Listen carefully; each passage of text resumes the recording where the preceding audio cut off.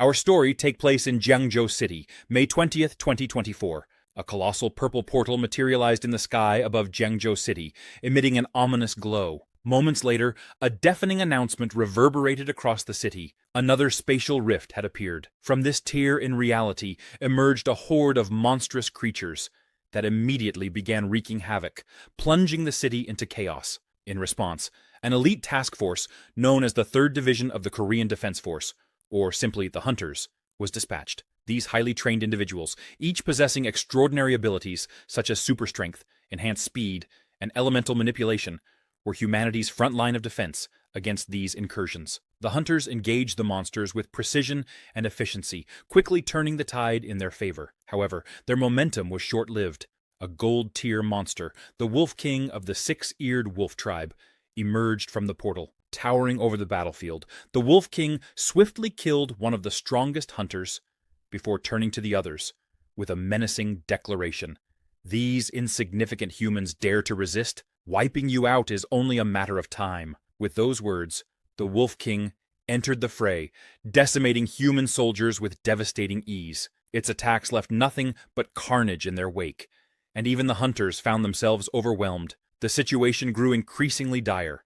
Amidst the chaos, a high-ranking official, Mr. Wen Yuan, arrived on the battlefield with lightning speed. Commanding an air of authority, he ordered the 3rd Division Hunters to focus on containing the other threats, leaving the Wolf King to him. Inspired by his presence, the Hunters redoubled their efforts. A fierce battle ensued between Mr. Wen Yuan and the Wolf King. Meanwhile, the 3rd Division successfully closed the portal and neutralized the remaining monsters. Later, the division's leader reported their success to her superior, emphasizing Mr. Wen Yuan's critical role in defeating the invading 6-eared demon wolf tribe. Although the superior commended her efforts, he expressed concern over the growing frequency of rifts. This was the 6th in the last decade, and it was only a C-class portal. At this rate, Jiangzhou's defenses would not hold for long. To address the escalating crisis, he announced a significant policy change. Wuda Martial Academy would now exempt awakened individuals from cultural exams, and the admission thresholds for martial artists would be halved. The 3rd Division leader was tasked with overseeing the policy's implementation and ensuring smooth coordination with the academy. Wuda Martial Academy. The bell rang, signaling the end of the first class of the day. In one classroom, a student stared blankly out the window, lost in thought. His friend nudged him. "You're zoning out again.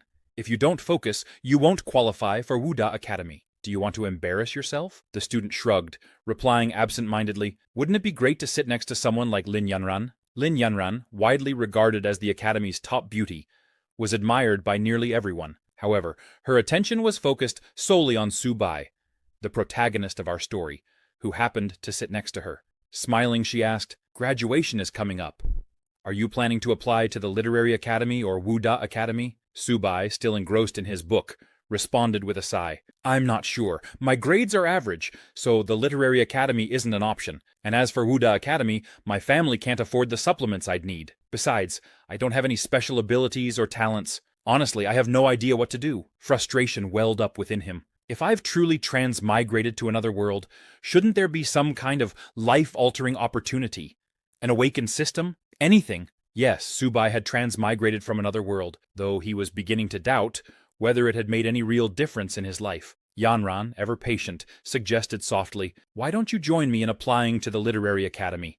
I have a way to guarantee your admission." Startled, Su Bai asked, "What do you mean?" "Keep your voice down," Yanran replied. Before she could explain further, a translucent window suddenly appeared before Su Bai's eyes. Shocked, he froze. The window displayed a system interface bound to him, detailing his stats. Species: ordinary. Initial stage: talent, evolution. Trait: trainer. The system explained its core functions. As a trainer, Su Bai could form contracts with living beings and train them, with their progress feeding back into his own. His evolution talent allowed limitless growth for his contracted individuals, enabling them to break through racial and physical limits. The progression levels were ordinary, bronze, silver, gold, platinum, diamond, low tier, mid-tier, and divine, with each level divided into initial, intermediate, and advanced stages. For the first time, Su Bai felt a spark of hope. This system could be the key to his future. However, as he stared at the interface, Yanran's voice broke his concentration. "Are you all right?" she asked, concerned. Realizing that only he could see the system, Subai quickly reassured her. Grabbing her hand, he replied, "I'm fine." Yanran blushed at his touch, while the rest of the class erupted in fury. "Get your hands off our goddess!" one boy shouted. Another added, "Sitting next to her isn't enough for you." Before the situation escalated further, a stunningly beautiful teacher entered the room. Her commanding presence silenced the students instantly. "Calm down, everyone," she said.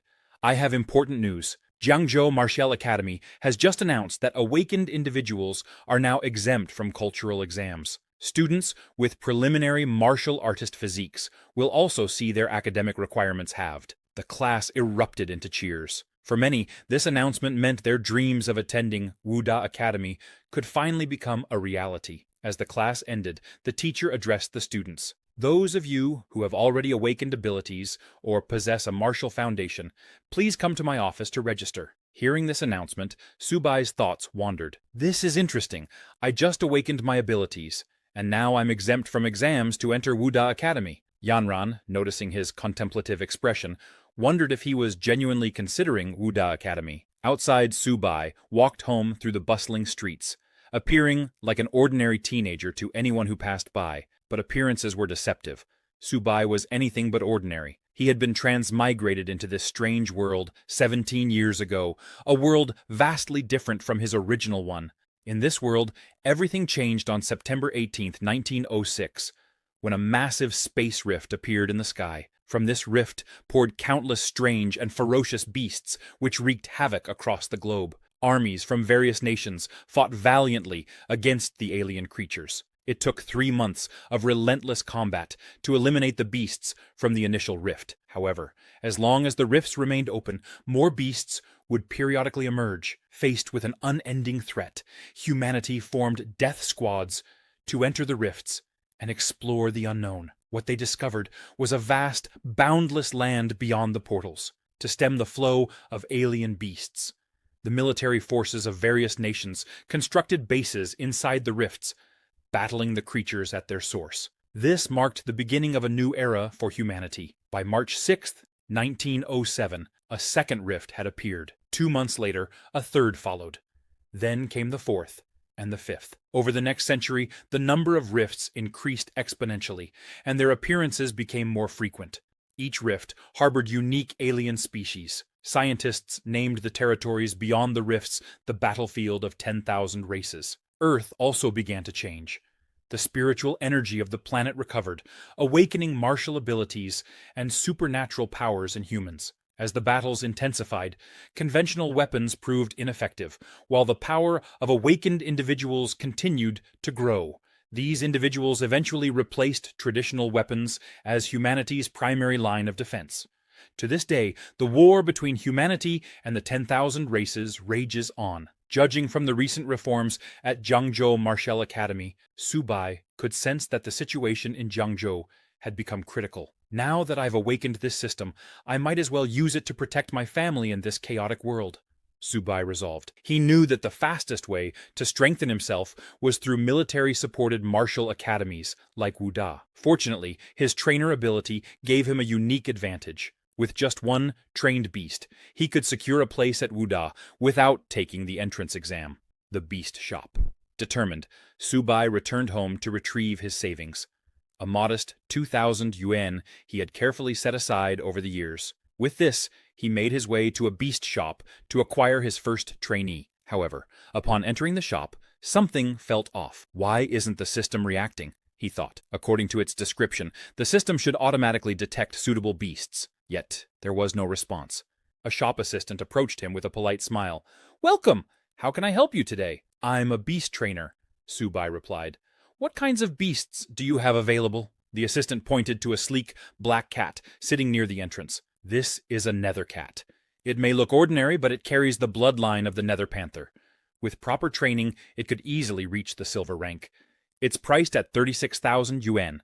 Subai was taken aback. 36,000 for a single black cat? The assistant then led him to another enclosure, showcasing a muscular, 4-eared dog. "This is a descendant of the 6-eared demon wolf.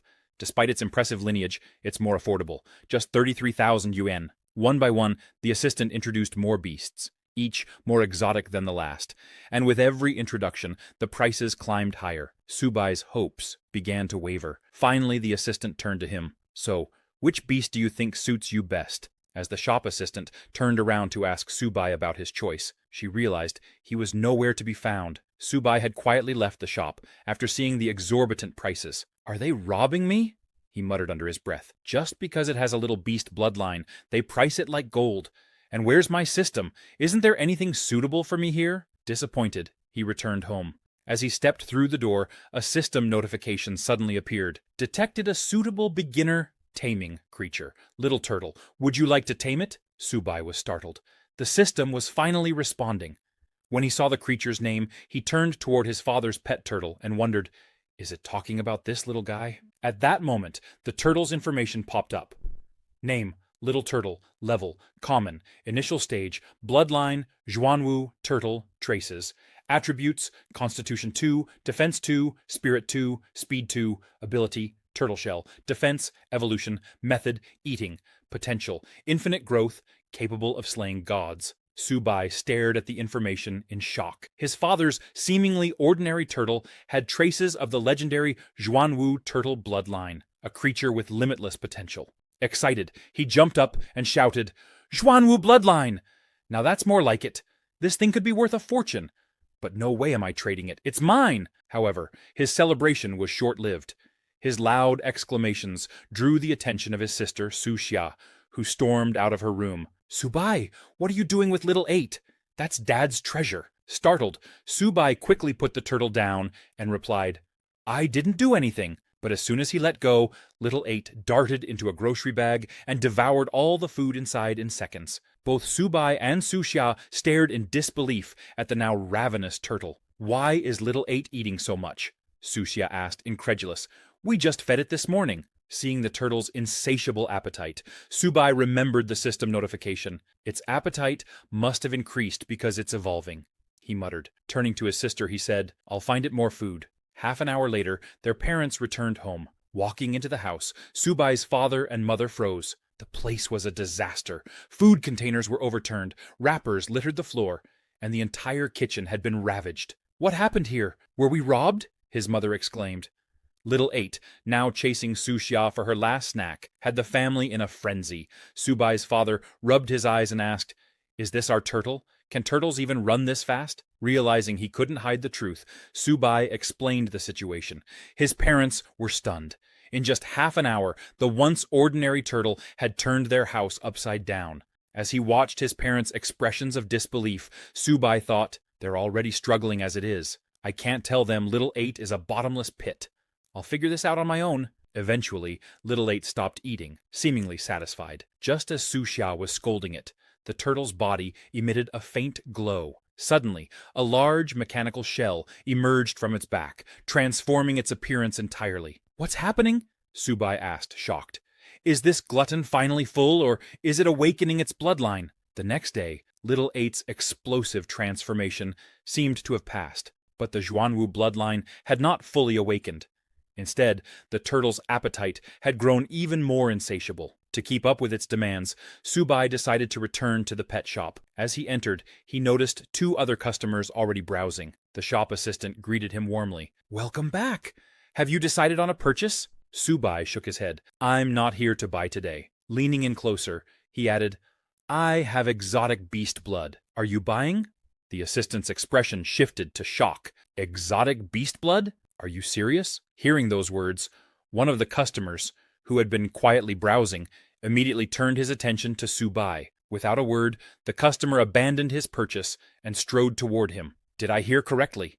The man asked. You have exotic beast blood? The shopkeeper, recognizing the importance of this transaction, dismissed his staff member and personally approached Subai.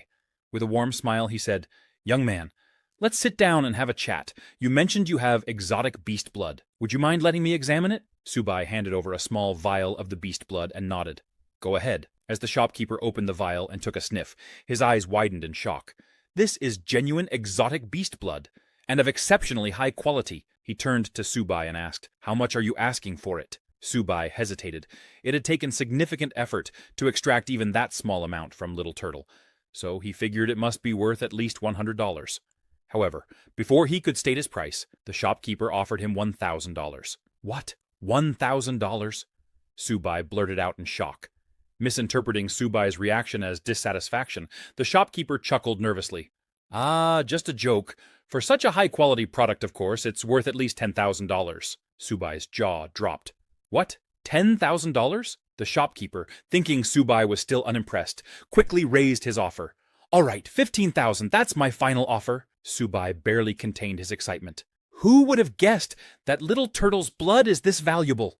He thought, turning around to hide his growing grin. After a brief moment, he composed himself and replied, Fine, it's a deal. If it weren't for the fact that I need money, I wouldn't even consider selling it. The shopkeeper personally escorted Subai out of the store, saying, Take care, young man.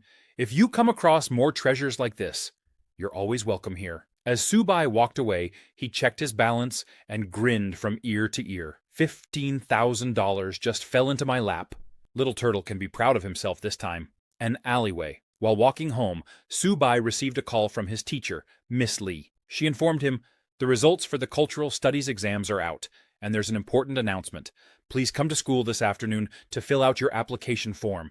And don't be late. Subai tried to ask about the announcement, but the call dropped due to his unreliable phone. This phone is useless, he muttered, shoving it back into his pocket. Distracted, he wandered into an unfamiliar alleyway. Suddenly, a system notification appeared before him. Warning: 3 individuals with malicious intent detected within 10 meters of the host. Be cautious. Enemy 1, beginner cultivator. Enemy 2, ordinary person. Enemy 3, ordinary person. Startled, Subai glanced around and noticed 3 men blocking the alley. All of them were armed, and the leader was a familiar face. The same man he had seen talking to the pet shop owner earlier. The leader sneered. Hand over your belongings. Judging by the pet shop owner's reaction, you must have something valuable. Subai clenched his fists, frustration building. Why is my luck so bad today? He glared at the thugs and said, I sold something at the shop. I didn't buy anything. Unmoved, the thug leader growled. Just give us the money, kid. Realizing he had no intention of surrendering, Subai devised a plan. Fine, I'll hand it over. He reached into his bag and pulled out Little Turtle.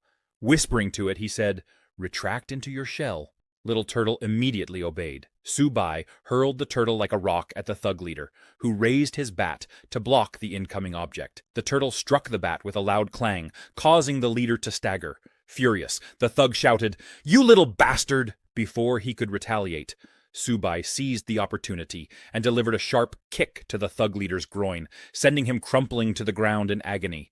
The remaining 2 thugs, shocked by their leader's condition, charged at Subai. How dare you touch our boss? Subai called out to Little Turtle. Latch onto my fist! The turtle immediately complied, clinging to Subai's hand like a boxing glove. Subai swung his fist, landing a devastating punch on one thug's face and sending him flying into a wall. He then spun around and slammed his turtle-enhanced fist into the second thug's head, knocking him unconscious. The thug leader, writhing in pain, managed to stand. You're dead, kid! I'll kill you! Subai didn't hesitate. Turtle, into your shell! Little Turtle retracted once more, and Subai hurled it at the thug leader with all his strength. The turtle struck the man squarely, knocking him out cold. Panting, Subai picked up his bag and warned the defeated thugs. Don't mess with me again. As he turned to leave, he noticed Little Turtle rummaging through the thug leader's belongings. What are you doing now? He asked. To his surprise, Little Turtle pulled out a small bottle and began drinking its contents. Alarmed, Subai rushed over and snatched the bottle. What are you eating? Did you find something good? Inspecting the bottle, Subai's eyes widened. It was a chi blood potion, a rare and expensive item worth tens of thousands of dollars. You glutton, Subai muttered, though he couldn't help but smile. Not bad, Little Turtle. Not bad at all. As the little turtle began to glow, Subai noticed it was struggling. The chi blood potion it had consumed was potent, enough for a cultivator to absorb over the course of a month. Yet, Little Turtle had devoured it in one go. Worried, Subai muttered, Can it even handle this? But what happened next shocked him. Not only did Little Turtle's body glow brighter, but Subai's own body began to radiate a golden light. A surge of energy coursed through him, and he felt an intense wave of strength washing over his body. "What's happening?" he exclaimed, quickly opening his status window. To his astonishment, Subai discovered that he had advanced to a mid-stage ordinary level hunter. His constitution had risen to 16, with a base value of 10, and an inherited value of 6 from Little Turtle. Furthermore, he now had 2 talents. Evolution. Tamed beasts undergo unlimited evolution, with no cap on grade, even up to the mythical level. Their attributes and talents are partially inherited by the host, and the higher their grade, the greater the inheritance. 2. Turtle Skin Defense. Consumes physical energy to activate. When activated, the host's skin is covered in a layer of turtle-like armor, significantly boosting defense. Subai was speechless. This chi blood potion is incredible. Not only did my stats increase so much, but I also gained a new talent. Little Turtle 2 had undergone a transformation. Its grade had advanced to mid-stage ordinary, and its Zhuanwu bloodline remained dormant, but on the verge of partial activation. Upon reaching the bronze grade, its bloodline would begin to awaken, dramatically enhancing its attributes. From a base of 2 points in each attribute, Little Turtle's stats had skyrocketed. Constitution, 32, Defense, 38, Agility, 10, Spirit, 10. It now possessed 2 talents. 1. Turtle, Shell, Defense.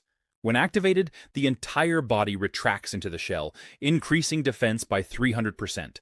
While in this state, it cannot move or attack. 2. Turtle Skin, Defense. Consumes physical energy to enhance defense by 50% to 100%. Little Turtle's body had grown larger, and Subai couldn't help but marvel. Even power-type beasts only have attributes around 30 when they're high-stage ordinary grade.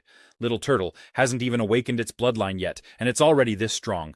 I can't imagine how powerful it'll be when its Zhuanwu bloodline fully activates. Little Turtle, proud of its transformation, beamed with satisfaction. Subai picked it up smiling. "All right, you've eaten your share. Let's leave this place quickly." At school, Teacher Lee addressed the class. "The results for the Cultural Studies exams have been released. I'll be collecting application forms to consolidate your intentions. Additionally, I have an important announcement." The class quieted down as she continued. "A special recruitment teacher from Wu University will be visiting our school to assess candidates for their abilities. Like last year, there are 2 guaranteed admission spots available." As the students filled out their application forms, Yanran turned to Subai. "Have you decided? Are you applying to Wen College or Wu University?" Without hesitation, Subai replied, "Wu University. I have to get in." Yanran's expression changed to one of concern. "Subai, I told you to apply to Wen College with me. Do you understand what it means to go to Wu University? Students there are required to fight on the front lines. Do you realize how dangerous that is?" Subai smiled reassuringly. "Someone has to go to the battlefields. It might as well be me." Then, looking directly at Yanran, he added, "And besides, I have my reasons. I need to protect someone important to me." Hearing this, Yanran's face turned red as she misunderstood his meaning. "Someone important? Could it be me?" she thought, her heart racing. Before she could respond, a teacher approached her desk. "Yanran, which academy are you applying to?" Yanran hesitated, unsure how to answer. Seeing her uncertainty, Subai thought, she probably hasn't awakened any special abilities, and she's never trained physically. She'll most likely choose Wen College. After a brief pause, Yanran finally replied, "I haven't decided yet.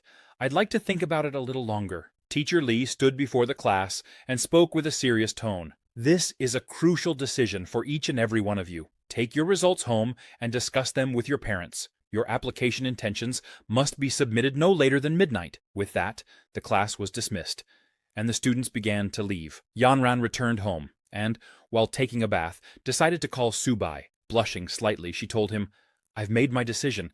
I'm applying to Wu University too." Subai, who was busy cleaning his house, was caught off guard. "What, are you serious?" he asked. "I'm serious," Yanran replied confidently. "I've thought it through and I've decided. Also, I have a surprise for you." While they were talking, Subai noticed Little Turtle sneaking food again. "Sorry, Yanran," he said. "I've got something important to deal with right now. Let's talk later." Ending the call, he turned to the turtle and yelled, "You good for nothing! How can you eat so much?" The next day, the stadium. The students gathered in the school stadium, where Teacher Lee warmly welcomed a guest onto the stage. "Today, we're honored to have Instructor Zhang Kai with us. He is both our principal and a senior instructor." Instructor Zhang stepped onto the stage and addressed the students. His commanding voice filled the stadium. 1 year ago, 126 students entered this school. Today, 65 of them are still alive. 2 years ago, 98 students started their journey here, and only 32 remain. 3 years ago, 86 students enrolled, and now only 11 are still standing. The crowd grew silent, a sense of fear settling over the students. "I'm not saying this to scare you," Zhang continued. "I want you to understand that being here is not something to be proud of. From this point on, you will face challenges, responsibilities, and dangers. Your duty is to protect your country, and this will require unwavering courage and resilience." His gaze swept across the crowd.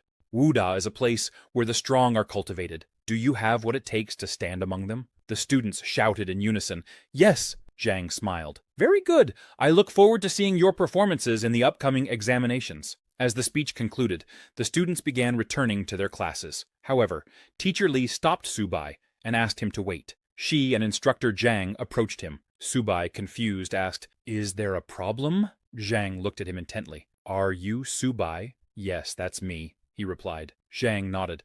"There's been a space reserved for you at Wuda University. You are to head there immediately and prepare for the entrance examination." Subai was stunned. "A reserved space? For me? I don't understand. I'm just an ordinary student." Zhang smiled. "The arrangements have been confirmed. There's a vehicle waiting for you at the school's entrance." The news spread quickly, leaving everyone in shock. Some students murmured complaints about favoritism, while others were green with envy, wishing they were in Subai's position. Arrival at Wuda Academy. Subai and several other students boarded the bus and soon arrived at Wuda University. The sight of the sprawling campus left everyone in awe. Majestic buildings towered above, and a sense of grandeur filled the air. An instructor greeted them at the entrance. "Follow me," he said, leading them through the campus. As they walked, the students noticed a massive rock pillar standing prominently in the middle of the academy. The instructor pointed to it and said, "That's our school's motto. It serves as a reminder of the ideals we strive for." Subai was captivated by the imposing monument and its significance. The instructor continued to guide them, first to collect their uniforms, and then to the dormitories. Standing outside the male dormitory, he said, "This is where you'll be staying. Take some time to rest and change into your uniforms. There will be an announcement shortly regarding the examination schedule." Dormitory room 303. Subai approached his new room, room 303, and heard a voice from inside. "In the early stages of martial arts training, resources are the most important." He knocked on the door and announced himself. "Hello, it's Subai. I'm assigned to this room too." There was no response, so he stepped in. Inside, 3 students were engrossed in a conversation. A red-haired boy proudly held up a small bottle. "These are 3 drops of extremely rare monster blood from Yu Mountain.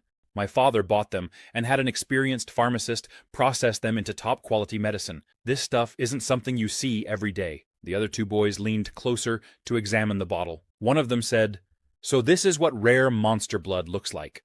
I've never seen anything like it." The other boy added, "I've bought high-grade products before, but this is on another level." At that moment, Subai entered the room. "Hi, I'm Subai.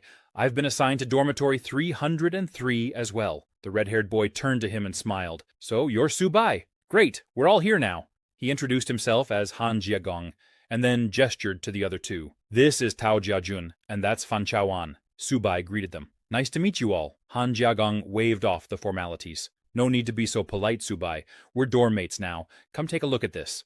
He proudly displayed the bottle of monster blood again. "My father went through a lot of trouble to get this. He sent people across the country just to obtain these drops." Hearing Yu Mountain and 3 drops mentioned, Subai's heart skipped a beat. "Could it be the same blood I sold to the pet shop?" he wondered. Feigning curiosity, he asked, "Such rare blood must have been expensive, right?" Han Jiagang smirked. "Not really. Each drop cost around 30,000, so less than 100,000 in total. It's practically spare change." Subai's jaw clenched. "That slimy pet shop owner," he thought. "I sold it to him for 30,000 in total, and he resold it for 100,000. Blasted middlemen." While Subai seethed internally, a commotion erupted outside. Loud voices echoed through the dormitory hall, drawing everyone's attention. Scene. Men's dormitory students were crowding by the windows and balconies, buzzing with excitement. One of them exclaimed, "Wow, look at her! I'm definitely voting for her in this year's beauty contest." Another chimed in, "That figure, those legs. She's the goddess of Wuda. The warden of the men's dormitory stepped outside to confront the girl causing the uproar. Excuse me, miss, this is the men's dormitory. Who are you looking for? The beautiful girl, composed and graceful, replied, I'm here to see Subai. The warden turned toward the building and shouted, If there's a Subai here, come out. There's a pretty girl waiting for you downstairs. Inside, room 303, Han Jiagong and the others froze, staring at Subai in disbelief. Did she just say Subai? Tao Jiajun asked, dumbfounded. Han Jiagong smirked and shook his head. Our roommate Subai, that can't be right. Fan Chaoan muttered, Brother Subai might be more than he seems. Scene, outside the dormitory. As Subai stepped outside in his new uniform, Yanran's eyes lit up. Smiling warmly, she approached him. Subai, that uniform suits you perfectly. Before Subai could reply, Yanran moved closer, adjusting his collar with delicate hands. There, she said. Now you look even more handsome. Subai blushed, his heart racing at her closeness. The dormitory's windows erupted with shouts of outrage from the other boys. Die, you bastard! Don't lay a finger on our goddess. Ignoring the chaos, Yanran stepped back and said, I wanted to ask about the reserved space. You're not angry, right? Subai shook his head. I'm not angry, but I had planned to sit for the test myself. He patted her head gently and added, Still, you did it for me, so thank you. Yanran laughed softly. I was scared you'd be mad, but instead, you're thanking me. She handed him a bag and said, The entrance exam is the day after tomorrow. I prepared some pills for you to help with your energy. Subai looked at the bag in surprise. You've already helped me so much. You should keep these for yourself. Yanran ignored his protests, waving goodbye as she ran off. No excuses, Subai. Just take them. The boys in the dormitory grew even more furious. Did he just touch her head? Who is this guy? Find out who he is. He's fighting for her heart. Scene, back in the dormitory. When Subai returned to his room, Han Jiagang and the others greeted him with exaggerated respect. Brother Su! Han Jiagong exclaimed, clapping Subai on the back. Confused, Subai asked, Why are you all acting like this? Han Jiagong and Tao Jiajun pulled him to a chair. Brother, sit down. We'll explain everything. As they started massaging his shoulders, Tao Jiajun grinned. That goddess who came looking for you just now, who is she? Subai blinked. What goddess? Fan Chaoan rolled his eyes. Don't play dumb, Brother Su. The school beauty Lin Yanran. You were talking to her outside just now. Subai sighed. Oh, Yanran, we're just high school classmates. The room fell silent as the three stared at him in disbelief. Han Jiagong leaned in close. Brother Su, since we're dormmates now, surely you can convince that goddess to bring some of her friends over to meet us. Subai hesitated, unsure how to respond. Seeing his hesitation, Han Jiagong patted his shoulder. Don't worry, Brother Su. It's your first time meeting us, so we'll treat you to a good dinner tonight. We'll chat more then. Without waiting for Subai's agreement, they finalized their plans and left the room. Subai chuckled to himself. These guys are really something else. He picked up the bag Yanran had given him and took out Little Turtle. All right, Little Turtle, come out for some fresh air. Opening the bag, he found a blood essence potion inside. Little Turtle's eyes immediately lit up at the sight of it. Subai laughed mischievously. You like it, don't you? You know what to do after drinking this, right? Little Turtle, sensing Subai's intent, shivered slightly, but nodded reluctantly. At the hotel. Later that evening, Subai joined his roommates at a high-end hotel. As they arrived, he couldn't help but comment, Han Jiagang, isn't this place a bit much? A high-end hotel just for dinner? Han Jiagong laughed. Relax, Brother Su. Just focus on enjoying yourself. Leave the rest to us. Once inside their private room, Han Jiagong raised his glass. Brothers, I feel incredibly lucky to have met you all here at Wuda, especially someone as amazing as Brother Su. A toast to our new friendship. They all raised their glasses and clinked them together. Subai smiled and gestured for them to sit. We're dormmates now. There's no need for formalities. As they settled in, Subai said, About Yanran, yes, we were high school classmates. Since you're so curious, I might be able to convince her to introduce some of her friends. But let's talk about that in the future. Hanjin, I need your help with something. Han Jiagong, curious, leaned forward. What do you need help with? Brother Su. Subai took out a small vial filled with deep red liquid and placed it on the table. It's not a big deal, really. I just have some rare monster blood and need help dealing with it. The room fell silent as Tao Jiajun and Fan Chaoan stared at the vial in shock. Brother Su! Tao Jiajun exclaimed. This monster blood looks even better than the one Han Jin showed us earlier. Han Jiagong inspected the vial closely, his expression serious. This This isn't just better quality, it's in a league of its own. Brother Su, this monster blood is way too rare. I need to call my father. He'll know how to handle it. Subai chuckled. There's no rush. Let's finish our meal first. But Han Jiagang had already dialed his father. The phone rang, and his father's stern voice answered. Little Jin, have you blown through your pocket money already? I sent you to Wuda to grow stronger, not waste time. Han Jiagong cut him off. Dad, this isn't about money, it's serious. My classmate has 7 drops of rare, high-quality monster blood. Better than the 3 drops you got last time. I didn't want to decide on a price without consulting you. There was a pause on the other end. 7 drops? His father asked in disbelief. Are you sure it's better than the last batch? Han Jiagong confidently replied, You need to come see for yourself. His father's tone shifted. Send me the address. I'll send Master Cao over immediately. 1 hour later, Han Jiagong's father arrived with Master Cao, an expert in rare medicinal resources. As soon as Master Cao saw the vial of monster blood, his eyes widened with admiration. This is exquisite, Master Cao said, holding the vial carefully. It's the purest monster blood I've ever seen, with the highest energy content imaginable. This could create potions and elixirs of unparalleled quality. Han Jiagong's father frowned. Master Cao, aren't you exaggerating? Master Cao shook his head. I'm not exaggerating at all. Even with the best equipment, the value of this blood would only increase. Han Jiagong, amazed, exclaimed, Damn!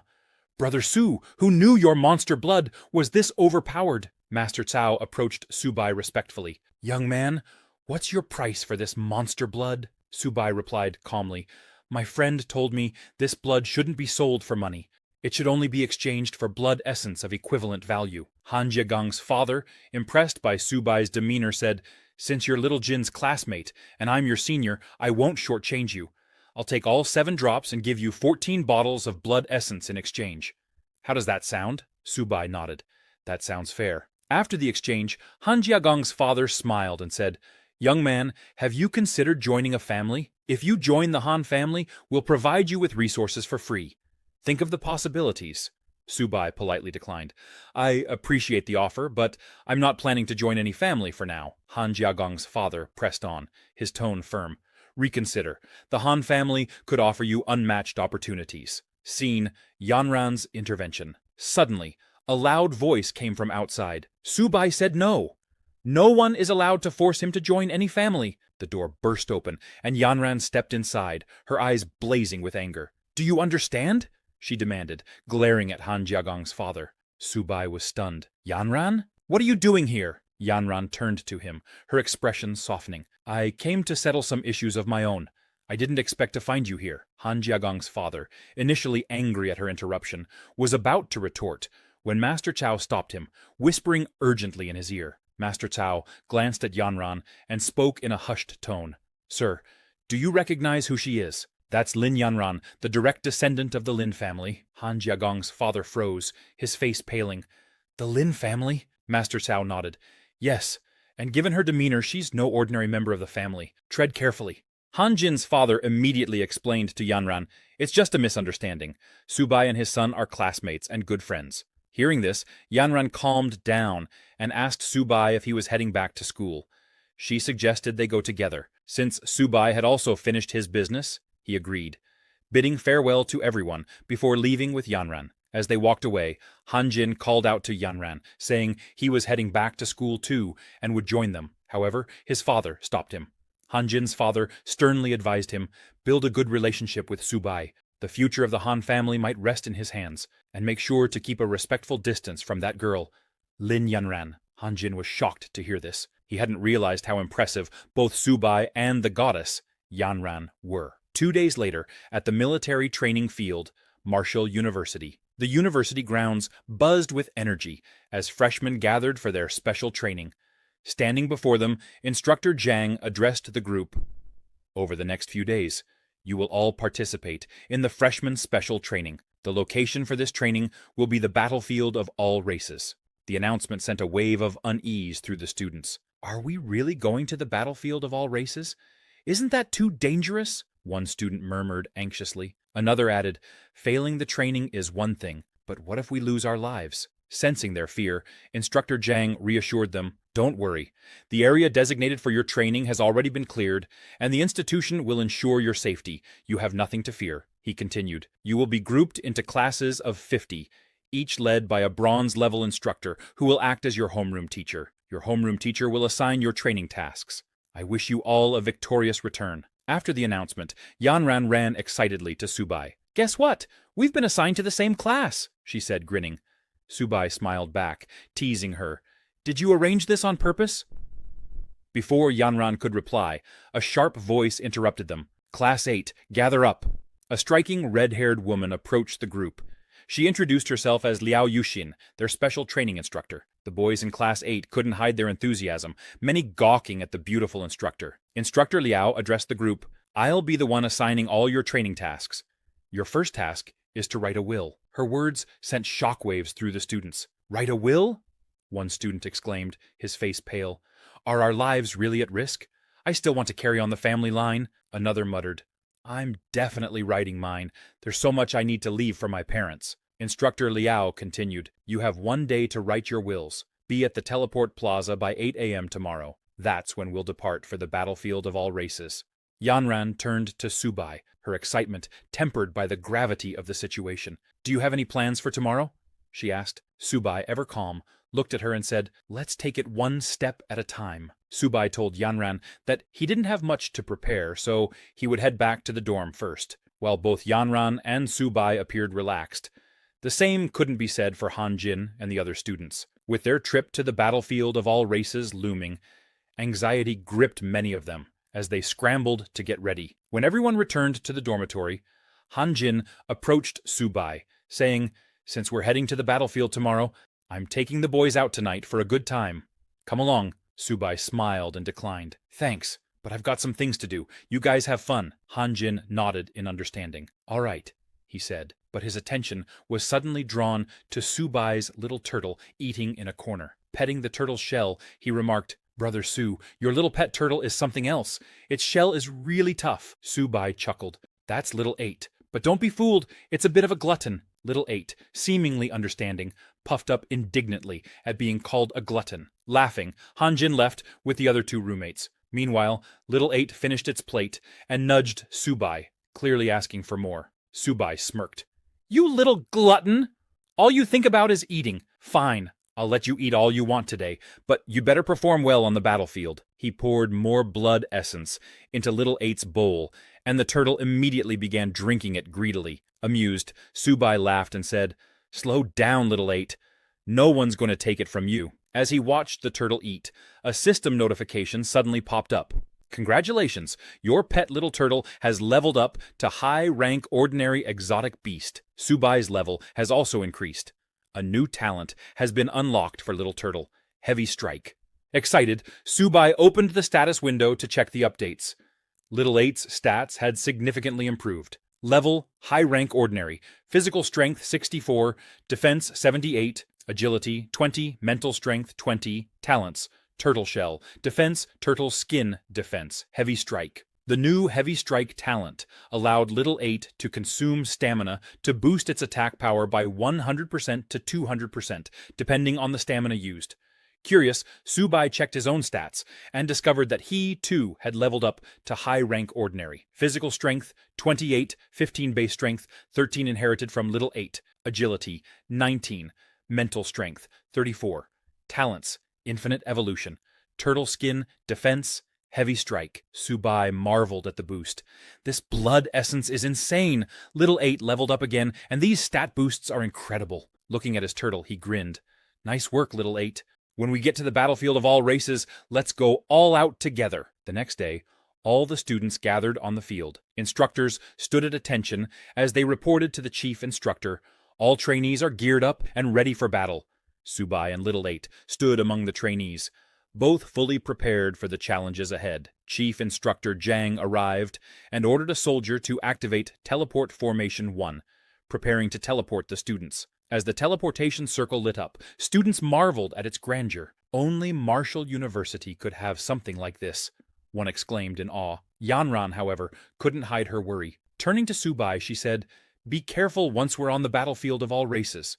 Subai smiled reassuringly. Don't worry, we'll complete this mission safely. They exchanged good luck wishes and approached the teleportation formation. Instructor Liao Yushin addressed the students. Relax your bodies and prepare for teleportation. One by one, the students stepped into the formation and, within seconds, found themselves at a massive military base inside the battlefield of all races. Amazed by its scale, they couldn't help but admire the base's epic structure and the speed of their journey. Standing at attention, Instructor Yushin called for Class 8 to quiet down. She apologized to a man standing before her, saying, "My apologies, Lieutenant Hunter. They're just rookies who haven't seen much." The man, with a scar running down his face, introduced himself. "I am Deputy Lieutenant Hunter of Military Base F-269. You may call me Deputy Lieutenant or Sir." His voice carried authority as he continued. "Here, I don't care if you're a student or an instructor. On my turf, you follow my orders. Understood?" The students responded in unison. "Understood, sir." Hanjin muttered under his breath. "So what if he's a deputy lieutenant? What's the big deal?" Subai glanced at the scar on the lieutenant's face and said, "Look at that scar. It's a sign of experience. He's clearly an officer who's seen countless battles." Deputy Lieutenant Hunter addressed the group again. "You're in luck today. My team just returned from a battle. Your first task will be to clean the battlefield. While doing so, you'll need to eliminate any remaining phantom cats." The students were taken aback by the mention of phantom cats. Hunter smirked. "This is the perfect job for rookies. It'll give you your first taste of battlefield experience. Eliminating phantom cats will earn you military merit points.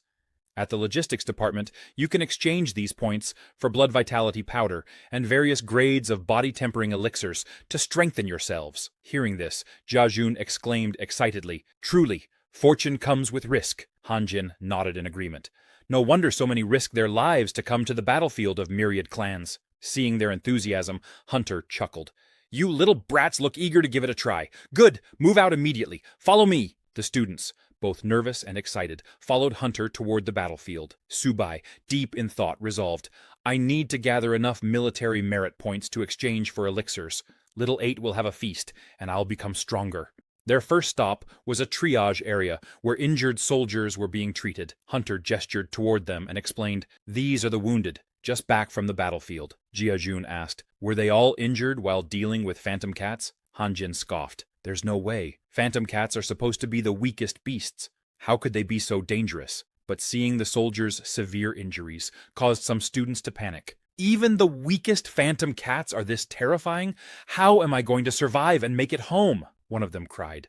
"Enough chatter," Instructor Yuxin barked. "Do you think the battlefield of myriad clans is a playground? Since you enrolled at Martial University, you must always be prepared to face danger." Yanran, frightened by the sight of the wounded soldiers, clung to Subai. "Stay close to me once we're out there," she pleaded. "I don't want anything to happen to you." Subai gave her a calm nod. "Don't worry. I'll make sure we both come out of this alive." Subai understood the dangers of the battlefield of myriad clans and resolved to stay vigilant. He turned to Yanran and said, "You be careful too." When they arrived at the northern gate, a soldier reported to Deputy Lieutenant Hunter, "Sir, we are currently executing our assignment to guard the northern gate. Today, we've killed 35 ferocious beasts that attacked the camp." The deputy lieutenant nodded approvingly. "Good job. Now open the main gate. Let these recruits see what the battlefield of myriad clans truly looks like." On his command, the soldiers opened the massive gate. The students stared in awe at the chaos beyond. The battlefield was alive with soldiers fighting against monstrous beasts. "Only Martial University could prepare us for something like this," one student whispered. Hanjin was stunned by the scene. "So this is what a battlefield looks like. Gruesome," he muttered. The soldiers battling the beasts were part of the deputy lieutenant's elite team. Hearing the commotion from the students, one soldier turned and saw his captain. Saluting, he asked, "Captain, why have you personally come here?" The lieutenant responded firmly, "Less talking. Gather a team of soldiers to help me protect this batch of students."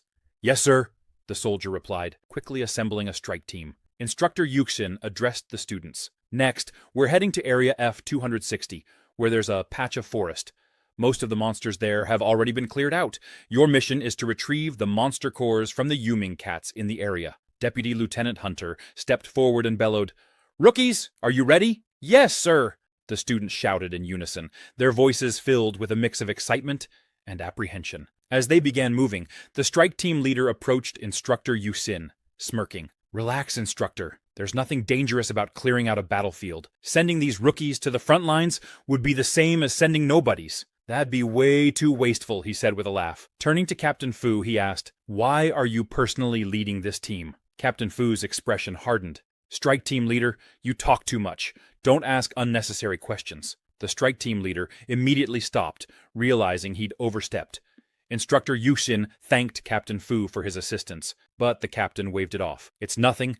These students are warriors on the battlefield. It's my duty to protect them." Meanwhile, at the military command post in Didu, at the highest military command post in Long, a soldier burst into the senior officer's office with urgent news. "Sir, this is the latest report from the battlefield of Myriad clans.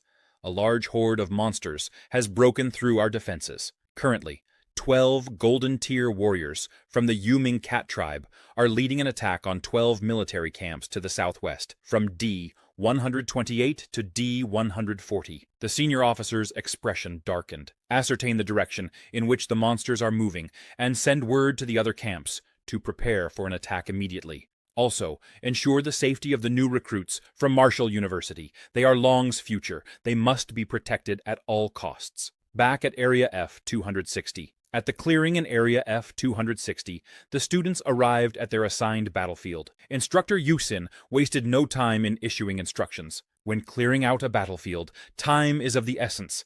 Every minute you stay is another minute you are in danger. Move quickly. Hearing this, the students immediately sprang into action. Subai and Yanran stayed close together, working as a team. Yanran glanced nervously at the dense forest and whispered, "Promise me you'll stay close. I don't want anything happening to you." Subai gave her a reassuring nod, gripping his weapon tightly. "Don't worry. Let's get this done and head back safely." With that, they began their first mission in the battlefield of Myriad clans. Yanran explained to Subai, "The hides, blood, flesh, claws, and teeth of the Yuming cats can be used to craft weapons and medicines." Hearing this, Subai remarked, "No wonder so many people are willing to come to such a dangerous place. Rare materials are everywhere. Looks like my little turtle will be eating well again." Checking his inventory, Subai added, "I'll collect a few more cores and exchange them for blood spirit essence. That way, little turtle will level up again." Just as he was organizing his inventory, a system notification suddenly appeared. "Warning! Extreme danger detected. 164 Yuming cats rapidly approaching. Hostile intent confirmed. Distance from threat, 3 kilometers, located in the southwest forest. Threat level, 5-star high-level threat. Life threat level, 4 stars. Recommendation, remain on guard immediately." Subai's heart raced. A 5-star, life-threatening issue, he thought. The last time the system warned me, it was just a beginner-level martial artist. This is on a whole different level. Yanran noticed his reaction and asked, "What's wrong?" Without answering, Subai ran to Instructor Yu, who was perched on a tree. "Instructor!" he called out. "There's an issue. I can sense a large horde of monsters moving toward us from the southwest." Instructor Yu scanned the southwest forest, but saw nothing. Climbing down, she confronted Subai, irritation evident in her tone. "This is a battlefield, not a playground, Subai. Do you realize what happens if you cause mass panic?" "I'm not joking," Subai insisted. "There really is a horde of monsters approaching." Hearing the commotion, Captain Fu approached, his face stern. "Subai, are you saying you can sense monsters? I'm willing to bet there are none within 2 kilometers. Subai stood his ground. "I'm not kidding, Captain. There are over 100 Yuming cats 3 kilometers away, and they're heading straight for us." Captain Fu scoffed. "Are you saying your senses are sharper than mine?" Instructor Yu interjected. "Captain Fu, let's not waste time. Subai is likely overreacting. It's his first time on a battlefield." Despite their disbelief, Yanran stepped forward. "No one should jump to conclusions before verifying the truth," she said firmly. Subai, with no other choice, pleaded, "Please believe me, the monsters are getting closer. I have the ability to tame monsters, which gives me an extraordinary sense for danger." Instructor Yu's eyes widened. "You can tame monsters? Why wasn't this noted in your records?" Subai explained. "I was guaranteed a place at Wuda, so my special abilities weren't recorded." The students around them were surprised. One commented, "If Subai can tame monsters, then why haven't we seen anything he's tamed?" Suddenly, a loud sound echoed from the southwest. Moments later, a group of students came running, shouting, "The Yuming cats are coming! Subai was right!" Instructor Yu turned to them. "Are you sure?" The students confirmed, "There's a whole lot of them." Captain Fu's expression hardened. "Form a defensive formation immediately," he ordered. He sent messengers to request reinforcements, but they returned with grim news. "The surrounding camps are under attack as well, Captain. No reinforcements can be sent." Instructor Yu looked concerned. "Over 100 Yuming cats. Without reinforcements, these students can't fight." Captain Fu drew his weapon, his expression grim. Subai's senses were accurate. "I can now feel the horde approaching." He ordered the strike team leader to assign 4 soldiers to protect the students. The leader obeyed without question. Subai stepped forward. "I can fight. I don't need protection." But before anyone could respond, an early bronze stage, Yuming cat, leaped out of the forest. The soldiers opened fire, and Captain Fu shouted, "Retaliate and protect the students." Despite their efforts, the normal soldiers were no match for the ferocious cats, which resembled more tigers than ordinary felines. Captain Fu and Instructor Yu managed to kill a few, but the students were still in danger. "Hold the defensive formation," Captain Fu yelled. "If we can withstand their initial attack, we'll have a chance to push them back." Suddenly, some monsters bypassed the defensive line, charging at the students. The strike team leader shouted, "Watch out!" The students raised their shields and chanted in unison, "By the honor burning in my chest, my country will never fall." Their bodysuits began to shine, forming a protective magic barrier. Before the monsters could strike, 2 students stepped forward, Zhang Mani, an early bronze stage archer, and Luo Yong, an early bronze stage swordsman. "I'll restrain their movements. You take them down!" Mani shouted to Luo Yong, firing arrows with precision. Luo Yong charged in with his sword, cutting through the beasts with ease. "It's just a bunch of cats," he laughed. "There's nothing to fear. Leave them to me." Instructor Yu recognized them. The cool-headed archer Zhang Mani and the divinely powerful Luo Yong. "This batch of students is exceptional." Subai watched in awe. "They're so powerful, and their weapons are incredible. Meanwhile, all I have is Little Turtle." The students cheered for Mani and Luo Yong, but their focus was interrupted by a deafening roar from the forest. Everyone covered their ears as a massive monster emerged.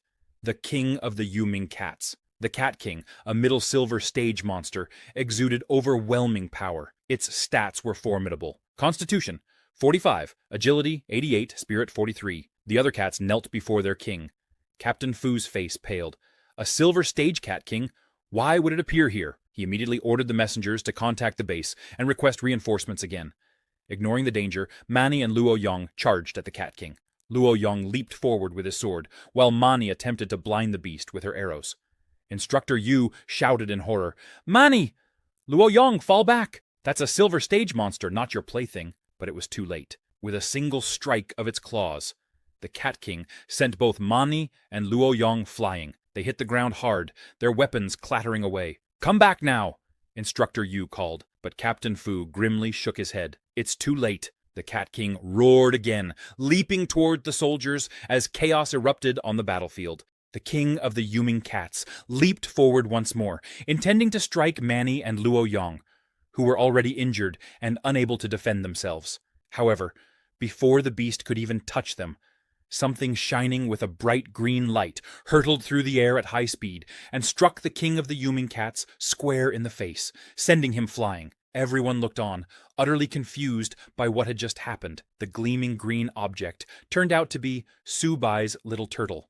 Shock rippled through the crowd at the sight of a flying turtle. They all asked what it was, and Instructor Yu calmly explained that it was indeed a turtle that had hit the Cat King. When Han Jiagang saw the little turtle, he immediately recognized it as Subai's beast. Subai stepped forward to protect Mani and Luo Yong, commenting that his entrance was still a bit awkward. He introduced himself as Beast Tamer Subai, and the little turtle as his beast. He told Mani and Luo Yong to handle the smaller Yuming cats, while he dealt with the Cat King himself. The other students, stunned by Subai and his turtle, began to wonder if the creature was really that powerful, and whether the Cat King had truly been knocked back by a simple turtle. Yanran was overjoyed to learn that the remarkable turtle belonged to Subai. Meanwhile, the king of the Yuming cats struggled back to its feet. Subai instructed the little turtle to show the wild cat what it could do.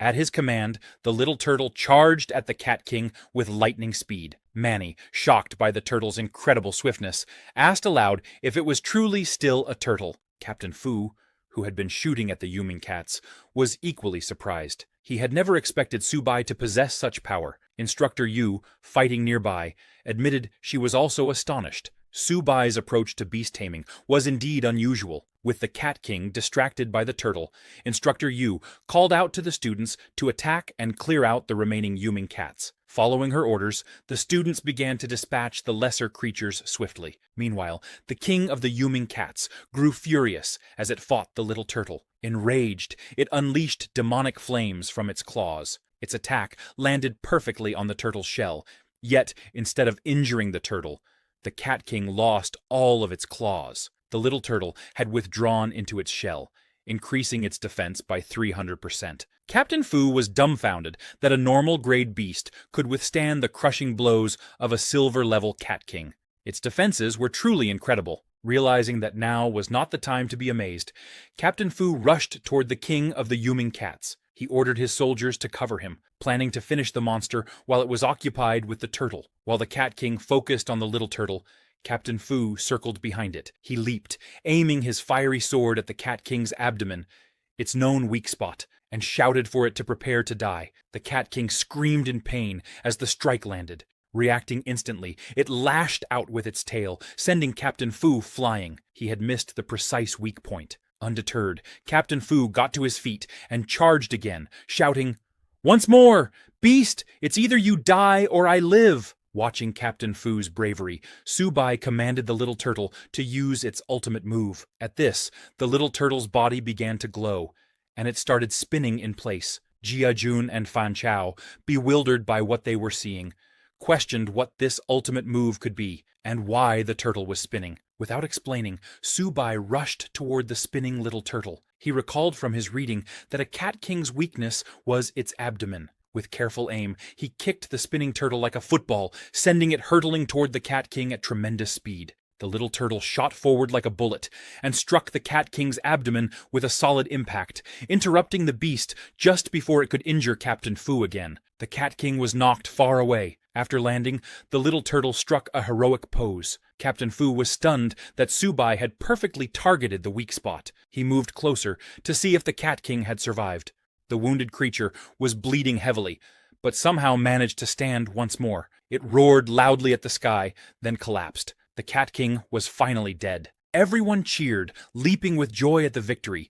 The Cat King had been defeated. Gravely injured, Captain Fu asked in disbelief if they had really won. Yanren rushed toward Subai and hugged him tightly, exclaiming that he was amazing for defeating a golden-level Cat King. Subai was surprised by the sudden embrace, while everyone else gathered around him, praising his incredible feat. Jiajun jokingly asked Subai where he had gotten such a turtle, saying he wanted one too. While they were distracted, the little turtle seized the opportunity to rummage through the Cat King's body. It found a yellow beast core and, excited, prepared to eat it. Subai noticed and shouted at it, asking what it was trying to sneak off and eat this time. But before Subai could stop it, the little turtle swallowed the yellow beast core. Just then, a black shadow appeared in the sky. Everyone looked up, confused. Captain Fu immediately recognized the danger and warned the others that the Cat King's final howl had summoned its kin. Instructor Yu asked if an even more dangerous beast might be approaching. At the base operations center, a soldier reported to the commander that according to frontline energy wave analyses, Base F-269 was detecting a large number of unknown-level beasts. The situation was becoming very dangerous. Then, the commander received another piece of news from Wen Yuan. Yanran, Hulin's daughter, was among the group of trainee students at Base F-269. He asked the commander to provide immediate support. The commander immediately agreed, saying he would dispatch a scout company to escort Mr. Wen to the battlefield. However, Mr. Wen refused, stating that he couldn't wait and would head there himself. Before leaving, he turned to the commander and said, "Within 20 minutes, I hope your reinforcements reach the battlefield." Hearing this strict 20-minute countdown, the commander grew nervous. He reassured Mr. Wen that he would give the order right away. The commander's anxiety rose as he considered the dire situation. He knew that if Hulin were to go mad over his daughter's safety, the entire Jiangzhou region wouldn't be able to contain him. Without delay, the commander sent out the orders. Back at Base F-269, after those black shadows covered the sky, A pair of fiery red eyes emerged within the darkness. Those eyes glared furiously at the group below, and a thunderous voice echoed, "Foolish humans! Lowly species!" Hearing this, Instructor Yu was shocked, and asked Captain Fu how it was possible for the creature to speak human language. Captain Fu, equally stunned, replied, "This is impossible. Any beast that understands human language should be at least golden level, and it shouldn't be appearing here." Without wasting time, he ordered everyone to quickly form a defensive formation, placing the injured in the center. Suddenly, the black shadow dropped to the ground beside the dead Cat King's body. From within the darkness, a furious voice demanded, "Lowly species! How dare you slaughter my kind?" The shadowy monster began devouring the Cat King's corpse. The students recoiled in horror and disgust at the gruesome sight. When Captain Fu saw the monster clearly, he was incredulous. "This is absolutely impossible! How could something like that appear in this area?" At that moment, Subai received a warning from his system. It alerted him to extreme danger. A golden-level beast had been detected nearby, carrying a lethal 5-star threat rating. The system advised immediate retreat. Subai was shocked to learn that the monster was indeed golden level. The creature emerging from the shadows was a Shadow Cat King, a mutated golden-level monster with impressive stats: 272 Constitution, 345 Agility, and 275 Mentality. Having sustained severe injuries, it had entered a bloodthirsty berserk state, increasing its agility and attack by 100%, though reducing its defense by 50%. Luo Yong was horrified to discover it was a golden-level beast. "Even our teacher probably hasn't faced one of these," he said. Manny, terrified, collapsed to the ground, pleading, "I want to go home! I don't want to die!" With reinforcements still nowhere in sight, Captain Fu charged at the Shadow Cat King, ordering everyone else to escort the wounded and retreat. "I'll cover you!" he shouted, leaping into battle. "Beast, I'll fight you to the death!" But with a single sweep of its claw, the Shadow Cat King sent Captain Fu flying. As the monster raised its claws to finish Captain Fu off, Subai hurled his little turtle forward, commanding it to protect the injured officer. The Shadow Cat King's attack came down, but the little turtle intercepted it, using its shell defense. Stunned by the turtle's remarkably tough shell, the Shadow Cat King hesitated, momentarily shocked that such a small creature could block its strike. Suddenly, deep scratches appeared on the little turtle's shell, causing it to start bleeding. Captain Fu, shocked, asked if the little turtle was all right. Seeing his beast injured, Subai tried to rush to its aid, but before he could move, he also felt a sharp pain and coughed up blood. He realized he was experiencing the same pain as the little turtle. Yanran, standing beside him, was alarmed and asked if he was injured. Instructor Yu, who was helping Captain Fu at that moment, was baffled. She hadn't seen the Shadow Cat King attack Subai, so how could he be hurt? Seeing Subai's condition, Captain Fu wondered if it might be due to the same origin effect of beast tamers. Hearing this, Instructor Fu said it was impossible, and went to check on Subai. Suddenly, a system notification informed Subai that because his tamed beast had entered a state of serious injury, it had triggered his tamer's talent. Same origin. Now, both he and his tamed beast shared energy and damage. Instructor Yu examined Subai and found no external injuries, which shocked her even more. She wondered if Subai had truly awakened the legendary beast taming ability, the origin skill. In pain, Subai collapsed, but Yanran caught him before he hit the ground. Worried, she asked about his condition. Subai, having read the notification, reassured her that he was okay. Instructor Yu raised her sword toward the Shadow Cat King and declared, "Subai is sharing the golden-level Shadow Cat King's attacks with his tamed beast. Let's support him. We can't let him fight alone." Hearing this, all the students and soldiers rallied and charged together. The Shadow Cat King sneered, calling them a bunch of ants. As everyone attacked alongside Instructor Yu and Captain Fu, the Shadow Cat King shifted into a shadow form to fight. It also sent a shadow minion towards Subai. Instructor Yu noticed and warned him to be careful. Yanran, seeing the minion approach, tried to shield Subai by taking the hit herself, but before it could reach them, a huge explosion of flames erupted, killing the shadow minion instantly.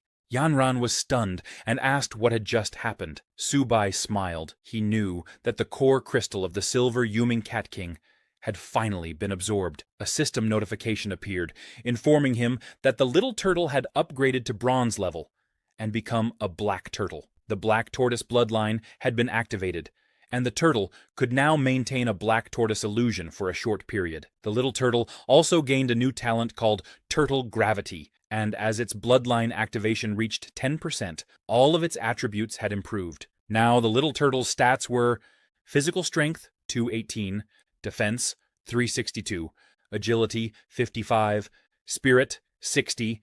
Its talents were also enhanced. 1. Black Turtle Barrier. Gathers the little turtle's power to form a defensive barrier, increasing defense by 300%. 2.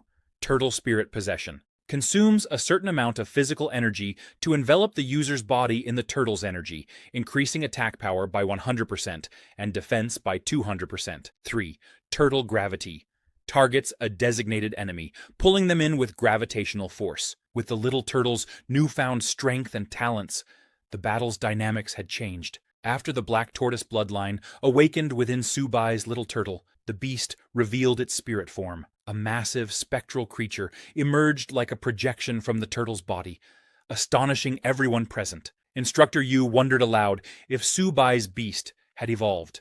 Seeing the golden light radiating from the little turtle's body, Captain Fu speculated, could this be the sign of an epic beast tamer? Meanwhile, with the little turtle awakened, Subai also managed to stand. Yanren asked if his injuries had healed, and Subai assured her he was fine. Without hesitation, he pointed at the Shadow Cat King and commanded the little turtle to kill the monster for him. At his order, the turtle's spirit avatar swung its massive arm and struck the Shadow Cat King, sending it flying with a single blow. Everyone was stunned by the little turtle's power. Captain Fu exclaimed, Subai's tamed beast is only at the initial bronze level, yet it exudes such a terrifying aura. Its bloodline level must be extremely high. Luo Yong could hardly believe his eyes, as Subai, a bronze-level beast tamer, had managed to knock the Shadow Cat King away. Enraged after being hit, the Shadow Cat King managed to halt its momentum and roared furiously. It released a swarm of shadowy minions at the students, shouting, I want you all to die! Seeing the beast going berserk, Captain Fu warned everyone to stay alert and ordered them to retreat. He instructed the group to split up and run, but the Shadow Cat King summoned dozens more shadow minions and mocked the humans, telling them not to even think about escaping. The shadow minions avoided the little turtle and rushed toward the students and soldiers. Subai immediately ordered the little turtle to stop them. Without delay, the little turtle activated its turtle gravity skill across the entire area. A golden light enveloped the battlefield, freezing the shadow minions in midair before they could harm anyone. The turtle then pulled all the shadow minions toward itself, opened its enormous mouth, and swallowed them whole, eliminating every last one in a single move. Subai, showing no mercy, commanded the turtle to explode. The little turtle gathered a tremendous amount of energy and unleashed a powerful golden energy beam at the Shadow Cat King. Faced with this overwhelming attack, the Shadow Cat King was vaporized instantly. A few minutes later, Mr. Wen arrived at the battlefield and was shocked by the scene. The fight had already ended, and a huge crack scarred the earth. He wondered what on earth the group had just endured on such a tragic battlefield. Meanwhile, after the fight, Captain Fu organized the others to clean up the battlefield. Mr. Wen immediately went to Yanran, who was collecting monster cores with Instructor Yu. Seeing Yanran unharmed, Mr. Wen let out a sigh of relief and said, Miss, I'm so glad you're okay. Yanran was surprised to see him there, and Instructor Yu, puzzled by Mr. Wen's sudden appearance, asked Yanran why he had come. Captain Fu promptly saluted Mr. Wen and introduced himself as Fu Lin, the deputy battalion commander of F-269 military base. He recognized that Mr. Wen held a higher rank than his own and showed the appropriate respect. After the battle, Captain Fu reported the situation to Mr. Wen. He explained that his squad, working with the instructors and students from Wuhan University, had encountered a large group of nethercats. Over 800 of these creatures were killed, including several bronze-level ones, one silver-level, and even one gold-level monster. Casualties were still being counted, and the seriously injured were receiving initial treatment. Mr. Wen was surprised to hear that a gold-level beast had appeared. Glancing at the massive crack in the ground, he said, Captain Fu, you actually killed this gold-level monster? It's unbelievable. Captain Fu then pointed to Subai and reported that it was Subai and his tamed beasts who dealt the finishing blow. Hearing this, Mr. Wen turned to Subai and asked if he had really killed the Shadow Cat King. Subai modestly replied that it was a joint effort by the deputy battalion commander, the instructors, and himself. It wasn't his doing alone. Impressed by Subai's humility, Mr. Wen patted him on the shoulder and asked, "Subai, after you graduate from Wuhan University, are you interested in studying at Jiangzhou Fortress? Although the previous beast tamer there has fallen, I will personally guide you." Subai was delighted by the offer and thanked Mr. Wen for his kindness, admitting that he hadn't thought that far ahead yet. While they were talking, Captain Fu approached Mr. Wen and reported that the battlefield had been cleared. He asked for instructions, and Mr. Wen ordered everyone to return to base. Once back at the base, they stood before the teleportation array. Captain Fu instructed the instructors to count the students and have them enter the portal in an orderly fashion. He told the students to return home, train hard, and noted that they were the strongest class he had ever seen. The students thanked the deputy commander before stepping into the portal. As the students prepared to leave, Captain Fu remarked to Instructor Yu, "These children are very special, especially that one named Subai. He has a bright future." Instructor Yu agreed. As a freshman, he has achieved such impressive strength. I can't even imagine what his future capabilities will be. Captain Fu smiled and said to Instructor Yu, "We'll meet again. I owe Subai a life." Instructor Yu responded that he was too polite. One by one, everyone entered the teleportation formation and returned to Wuhan University. Subai and Yanran came back together. Subai was immensely relieved to be home. Jinjun was ecstatic, shouting, "This trip was really thrilling." Upon their return, they were greeted by a large crowd of students holding banners, cheering for the heroes of victory. Teachers and students of Jiangzhou Wuhan University gathered to welcome them, celebrating their triumphant return. A teacher handed Luo Yong a bouquet of flowers, saying, "Welcome home, hero." Surprised, Luo Yong insisted that the real hero was Subai. "We're nothing," he said. "Just cannon fodder." Other injured students arrived and agreed, remarking that it was a miracle any of them made it back alive. If they hadn't lost so many classmates, they might have thought today's experience was just a dream. Instructor Jian approached Subai, patting him on the back. "I've already heard about your actions on the battlefield. You are all heroes of Jiangzhou Wuda. Your test scores this time will be the highest ever." Hearing about his assessment results, Subai was overjoyed. "Now I just want to go back to the dormitory, take a shower, and get some sleep." All the students laughed, sharing the same wish to rest. Back in Subai's dorm room, Jinjun asked if anyone else felt that their beds seemed extra soft tonight. Fan Chao laughed, joking that he had been ensnared by his bed. Turning to Han Jin, Fan Chao asked, since they accomplished such a great feat, wouldn't they be rewarded with some military merit points? Han Jin laughed and asked how many resources they could really exchange for their limited military merits. "But our brother Su killed a gold-level monster," he said, "so he can probably exchange his merit points for a whole bunch of cultivation resources." Suddenly, Han Jin remembered something and stood up, asking Subai what kind of turtle he had. He joked that he wanted to buy one to raise at home. "If nothing else," he said, "it would be comforting to watch it crawl around." While they chatted, the little turtle was lost in dreams of a harem of female turtles, blissfully unaware of their conversation and completely at ease in the safety of home.